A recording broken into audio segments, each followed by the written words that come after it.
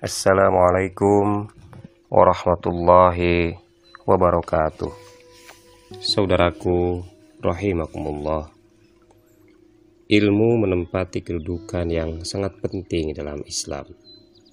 Banyak ayat Al-Quran yang menjelaskan tentang betapa pentingnya ilmu. Ada ayat yang bernada pertanyaan, adakah sama orang yang mengetahui dengan orang yang tidak mengetahui?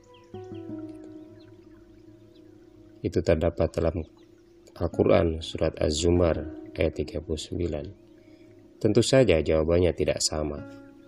Sama halnya dengan perbedaan antara orang yang berilmu dengan orang yang bodoh.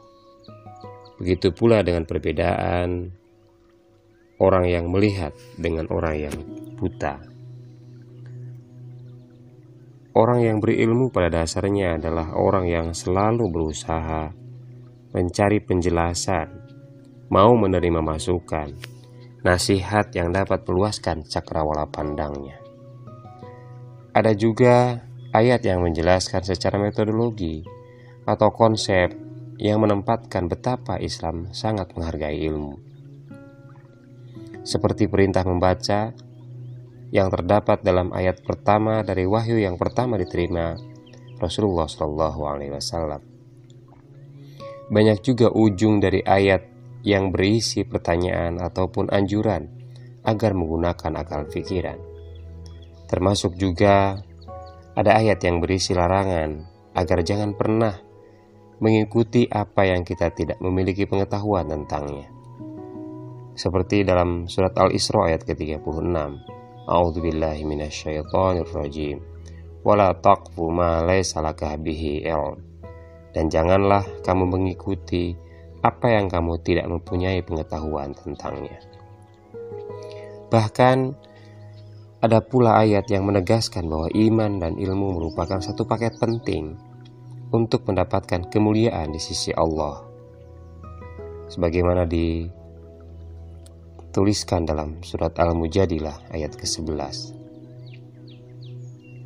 Imam Syafi'i pernah berkata, dalam menuntut ilmu lebih utama daripada sholat sunnah. Beliau berkata pula, tidak ada amalan setelah amalan fardu yang lebih utama daripada menuntut ilmu. Dan beliau juga berkata, barang siapa yang menginginkan kebahagiaan dunia, hendaklah dengan ilmu. Barang siapa yang menginginkan kebahagiaan akhirat, hendaklah pula dengan ilmu. Konon, iblis pun tidak mudah menggoda orang yang berilmu. Sebab orang yang berilmu tidak mudah direkayasa. Sementara kerjaan iblis adalah merekayasa. Dan hanya orang lengah yang mudah direkayasa dan diperdaya. Mungkin saja ada orang rajin beribadah, tetapi ibadahnya tidak diterima karena tidak sesuai dengan ajaran yang sebenarnya. Bisa juga kita termasuk orang yang rajin beribadah, tetapi yang kita ikuti bukan ajaran Rasulullah. Justru kita mengikuti bujuk rayu iblis yang menyelinap dalam praktik ritual ibadah kita.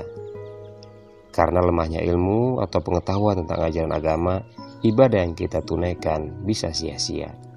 Sementara orang yang berilmu dapat memilah mana ibadah yang seharusnya ditunaikan dan mana yang hanya angan-angan yang tidak memiliki dasar yang justru akan